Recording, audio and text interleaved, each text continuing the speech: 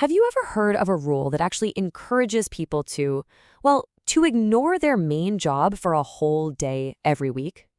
Today, we are diving into one of the most legendary and honestly misunderstood ideas in tech history. It's all about disrupting your routine, but with a really powerful purpose. It really all boils down to this one question. As a company gets bigger and bigger, how does it avoid getting slower and, less creative? For Google, as it was growing like crazy, the answer wasn't more rules. Nope. It was this radical policy of trust. So, to really get how this whole policy worked, we've got to go back to the very beginning.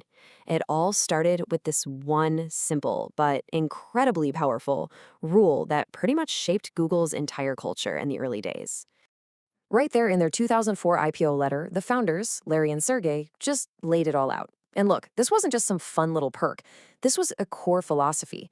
It was a massive bet that the most brilliant ideas would come from the bottom up, from engineers who were totally free to just chase a hunch without having to ask anyone for permission. But Google didn't just invent this idea out of thin air. They were actually inspired by another innovation giant, 3M. 3M had this 15% time policy way back in 1948 that famously led to the creation of the Post-it note. So Google basically took that concept and just supercharged it for the digital age. So the big question is, what did all this freedom actually produce? I mean, did giving employees one day a week to just tinker around really lead to billion-dollar projects? Well, the answer is a definite yes. And some of them are products you probably use literally every single day. Okay, just look at this list. AdSense, which became this massive revenue engine for the company. That started as a side project. Google News?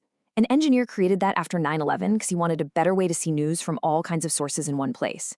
Even that autocomplete feature, Google Suggest, and the incredible Project Sunroof, all born from this freedom. But this is also where a really common misconception comes in.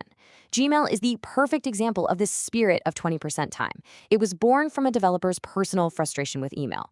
But surprisingly, it wasn't an official 20% project. And Google Maps? Get this, that was actually an acquisition of a startup called Where2 Technologies.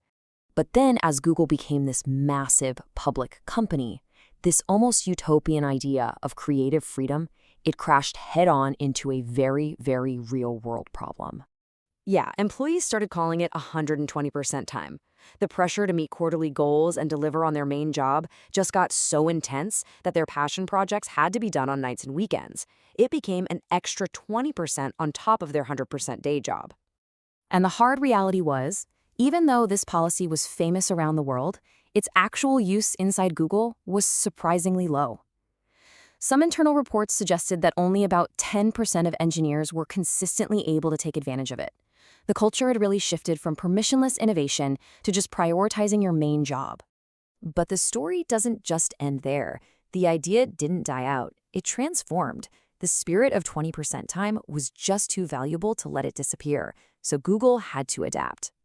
So what happened was, the informal kind of do-it-yourself ethos evolved into more structured events, like company-wide hackathons. And then came Area 120, a formal in-house incubator where employees could actually apply to work on their passion projects full-time with dedicated funding and resources. Pretty cool. The biggest takeaway from Google's whole journey isn't really just about corporate innovation. It's a powerful lesson for all of us about how important it is to carve out some unstructured time to create something new. So it leaves us with this one kind of provocative question. Forget about corporate policy for a second and just think about your own life. If you had one unstructured day a week to build, to learn, or to create whatever you wanted, what would you make?